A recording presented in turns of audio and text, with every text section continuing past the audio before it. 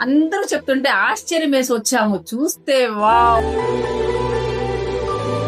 ఆ కిట్టి ఈ రోజు బహుదాకి వచ్చాము మేమందరమి.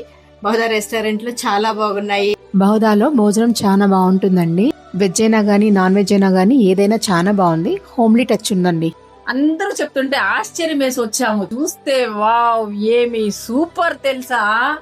చికెన్, మటన్ పులుసు, మటన్ బిర్యానీ, చేపల పులుసు, రాగి పాలు ఉంది చూడు స్వామి.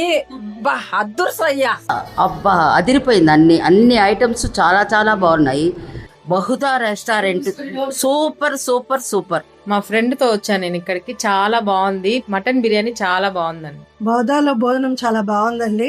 వెజ్ నాన్ వెజ్ డిషెస్ చాలా బాగున్నాయి. చాలా బాగున్నాయి అన్ని.